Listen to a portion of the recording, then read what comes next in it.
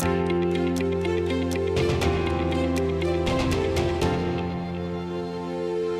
you want to know the one most important principle of capital campaign fundraising? Well, hang out with us today because we're going to tell you. Hi, I'm Amy Eisenstein. I'm here with my colleague and co-founder, Andrea Kihlstedt, and today we are going to be talking about one of the most important principles of capital campaign fundraising, and that is a strategic order of solicitation. So, Andrea, you talk about this a lot. Why don't you talk about how you think about it and why it's so important? Yes, so I think in order to understand this principle, you have to understand that capital campaign gifts do not come in equal amounts. So if you're going to do, for example, $1 million capital campaign, you can't say, well, let's get 100 gifts of $10,000 each, right? It won't work that way, right? They simply don't work that way. Capital campaigns work by asking people for gifts of uneven amounts, some very big and then gradually going down to be smaller. And we use what we call a gift table or a gift range chart to help people understand what that order, how gifts are of different sizes and different sizes for your campaign. Yeah, Now, I think the simplest way for board members to understand it is to talk about the Pareto principle, the 80-20 rule, right? Because a lot of things in the world work this way, right? 20% of the seeds you plant produce 80% of the vegetables you yield, or whatever it is.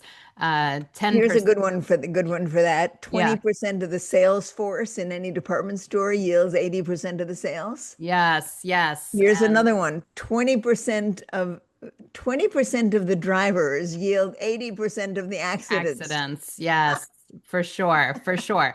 Right. And so people understand that 20% of your donors give 80% of your fundraising revenue. And the other 80% of people give the last 20%. And campaigns work that way, sometimes even more extreme in 90-10. You can talk about a 90-10 rule. So that's what we're talking about here today in terms of the gift range chart and the strategic order of solicitation, going to those top 20% or 10% of potential donors first. Okay, keep going. So, okay, you start by saying, all right, well, how are we going to start this campaign? And really there are two things you need to do. You need to be soliciting the top gifts first. So let's say you have a campaign for $1 million, just to make it simple, right? We seldom do campaigns so small, but let's say you do. And let's say your top gift is going to be $200,000, 20% of that, right? And let's say, if an ideal circumstance, you have 2 or 3 prospects for that gift of $200,000. Well, those are the people you're going to be approaching first. You're not going to be going to the people at the bottom who can give you $10,000 to start your campaign. You're going to be going right to the people at the top who have the capacity and the inclination to perhaps give you that top gift. And Andrea, talk a little bit about why that's so important. I mean, who cares? Let's say you go to the people that are going to give you $500 first or $10,000 first, right? Yeah, What difference does it make? it's so interesting. It took me a long time to understand this, but here's capital campaigns are, I don't mean this derogatorily, but they're confidence games. They're based on people having confidence that the organization can actually be successful and can reach their goal.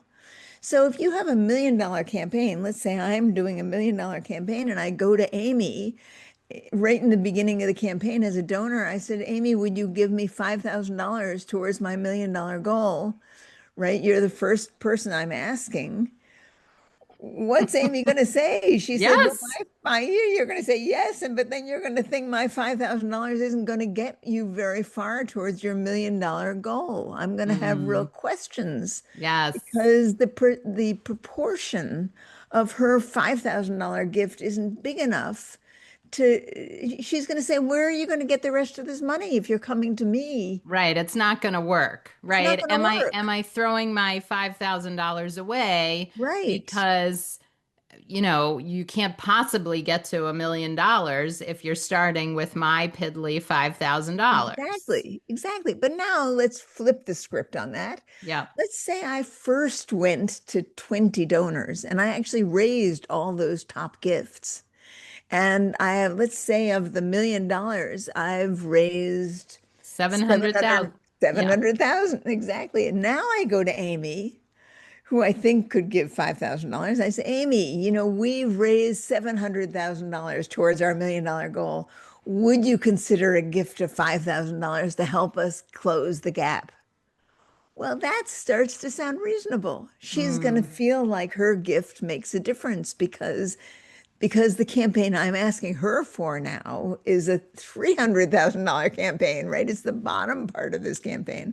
And her gift will make sense in that context, right? Now, the people at the top, the biggest donors, let's go back to the people, okay, I'm going to someone for $200,000 or $250,000 at the top. They're going to understand very well that their gift of 200 or $250,000 will make a huge difference to this campaign. It will set the campaign up for success. And people who can give that kind of money understand that the proportion is right. I think that's such an important explanation and a visual picture. Really a common sense explanation for why this top-down approach is so important. And yeah, okay.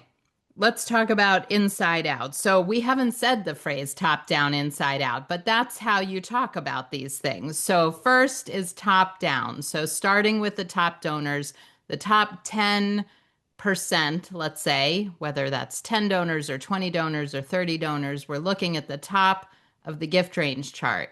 Who are the top 10% of donors that can really move the needle on this campaign? So that's the top down part. Now, let's talk about inside out. What does that mean? All right. So inside out means that while you're talking to the people who are the largest donors, you also want to be talking to people who are the most committed donors, the people who are closest to your organization, because their early commitment is going to make a difference. So who might be in that group? Well, you're probably going to start with board members, current board members. Those are people who really are there. They are managing this organization. They are leading this organization. It's important that they get to give, whether their gift is a high gift or a low gift. It's important that they get to express their commitment. So, and sometimes those two overlap. It may be that you have someone on your board who can give that 200 or $250,000 gift. And of course, that's where you'll start. Or it's the same person who is both an insider from the inside out and a top donor, a top-down strategy of solicitation. So when those overlap, that's where you're going to begin.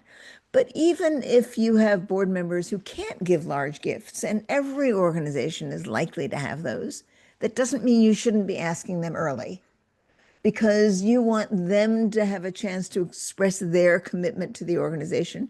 And you want to be able to tell the people that you're going to for gifts that your board is fully committed to the campaign.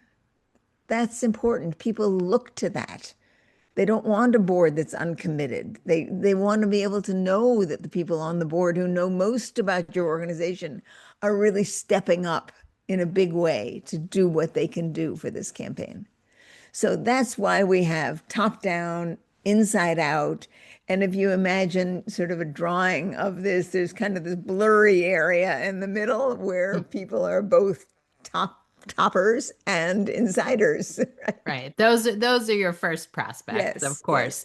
Now, I think this explains perfectly campaign strategy and who you're going to solicit in the quiet phase of the campaign, and really will help board members understand why you can't go public early. In the quiet phase, you are soliciting these top down or top and inside. So that's what the quiet phase is. It's the top and it's the inside. All the insiders, your campaign volunteers, your board members, maybe immediate past former board members. So all the insiders and all the top people, that's who you're soliciting as part of the quiet phase. And until that's done, you're not going to go public. And when you think about it that way, it makes it so clear what your jobs are when. It makes it clear that here's what we need to do in the early phase. Here are the people we need to be soliciting. Here's why we need to be soliciting them now.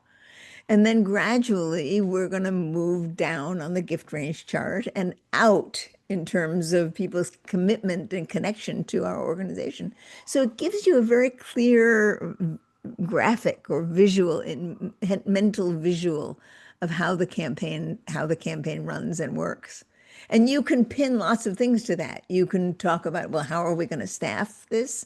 Do we have a staff person who handles the top donors? Do we have a staff person who handles the people who are closest to us, the inside donors? You can think about staffing from this way. You can think about the calendar in this way. How many months is it going to take us to do this? So it becomes an organizational principle for your entire campaign, which is so reassuring, actually, instead of just flailing around saying, all right, let's go ask someone for money. All of a sudden, you have a rhyme or a reason as to why you're asking people and why you're asking them now. All right, so let's talk about this animal shelter that we worked with a couple of years ago. We're going to not name it for privacy's sake, but we were working with an animal shelter and they had decided they needed to expand their facilities and they had a lot of base support, community support. They had a lot of a wonderful, robust direct mail program. And so, of course, they did what they knew how to do best when they were trying to expand their shelter. And they sent a very heartfelt, personal story out to their supporters and asked for campaign gifts in a direct mail fashion. And so they didn't apply these campaign principles, this campaign strategy of inside out, top down. Well, certainly not top down, right? They went out to everybody. And of course, as you would expect, they got a teeny tiny fraction of what they were hoping to back. And so they really had to go back to the drawing board. I mean, it was tough for them, but then they started to work with us and we really talked about this top down approach, inside out, very specific, very strategic, very personal. And they were able to go over goal. What details do you want to add? I didn't tell that Yeah, story so very so well. no, it's such an interesting story because if I recall, what they did was that they asked everyone through a letter. Now, these people were very good at communicating in a compelling way the story of their organization and the animals that they helped. Yep. Right? They pulled at your heartstrings. I mean, when I read what they did, it pulled at my heartstrings, right?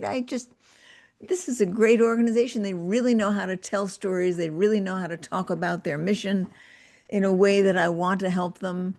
And when it came, and they raised all of their annual funding this way through direct mail, right? And Yes. they did quite well with that. So these weren't neophytes, they weren't fools, they weren't stupid. This was the pattern of funding that they knew and understood and did very well And worked. and Yes. worked and Yeah. worked. So it's not surprising that when it came to a campaign where all of a sudden they're not having to raise a $500,000 in a year, but they're having to raise, $3 million in a year, right? Or Mhm. for their Yeah. campaign, that Yep. they would think that the same strategy would work. And So that their loyal, longtime donors would step up would in that step way. up, right? Yeah, it made So sense. It so made as Amy sense. said, they put together this amazing solicitation material, kind of a brochure and a personal letter. And in that letter, if I recall correctly, they asked everybody, each person in that letter to send $10,000. $10,000. Yes, $10,000. Now $10,000. imagine getting a letter. I mean, it makes me laugh, but you can understand it. Imagine getting a letter in the mail from an organization that you generally give, $500 to, and all of a sudden they're asking you for $10,000, right? In a letter, right? It's like, well, the surprising part of the story is that they actually got some $10,000 checks. Two or three. Two or three, right? I mean, that's amazing that people in response to a letter would send a $10,000 check is amazing. But let's say they got three, that's $30,000 on a $3 million campaign that's not going to go anywhere. And they were rocked back on their heels. It's like this didn't work, Yeah. right? So it was shocking to them because they were so good at what they did and they did it so well. And indeed they did. It was just the wrong strategy. When we worked with them, what we realized is that they hadn't done any prospect research, for example. They hadn't done any donor cultivation. They hadn't segmented their lists into people who could give more and people who could give less. They didn't know who the people who might give $500,000 were, though there certainly were some on their list. So, so they had to start by saying, all right, not all donors are created equal, right? We Right. have donors who can give different amounts. Let us do our research and our homework and find out who our top 20 or 30 donors are. Right. And that's what they did, Right. right? So Then instead of 1,000 donors, they focused on 30 donors. that's right. And that of course was the top in the top down. I mean, to Right. bring this back to our top down strategy, right? They then could approach each one of these people individually and invite them in to see the place or have conversations with them to find out why they were interested or and in fact they raised much more money than they ever thought that they could raise They and they went got over goal. They went yeah over goal. and not because everybody in the broad base sent the money, but because they focused on this top group of donors and they solicited them. I mean, they sort of pretended that they hadn't solicited anybody in the beginning. They wrote off that Right. first It was a uh, fresh start. We fresh did a start, fresh right? start, Fresh a start, do-over, a right? do-over. Exactly. So, So, yeah. and I think, to this day, this was some years ago, and to this day, that approach transformed their fundraising, right? Right.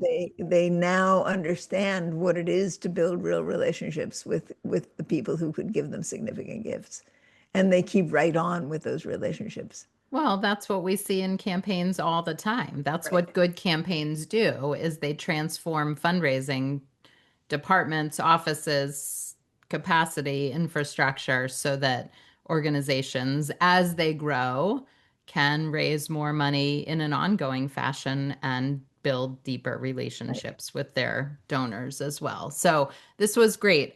You talk about top down, inside out all the time, Andrea, and I think it was a great idea to articulate it, break it down, say why it's important, and so that You the know, people, yeah. Amy, let me say one more thing about top down, which is that it's scary. Mm, I remember the first time I learned that. I learned it from someone, and I had to raise money for a project. And I realized that I had to start by going to my largest donors, and that if they said no, right, that I was in deep trouble. So this strategy, while it is critically important and for sure what you need to do, has the downside of being very anxiety producing because if you don't get that top gift or those top gifts, if for some reason that doesn't happen, you are going to be in a position of having to rejig your campaign significantly, right? These are very high stakes asks that feel more anxiety producing than if you were just asking everybody for $10,000. That's easy. well, the reason they're high stakes is because you can't make up for those gifts at the bottom of your That's right. pyramid, at the base, in the public phase. You can't. And Right. so you do wind up adjusting your campaign goal down. But to set you up for success, you're going to do a feasibility study. And the way that we have people do feasibility studies is that the leaders of your organization go and have these strategic conversations so that you have a better sense of it and you have a better chance for success because you're engaging people from the beginning.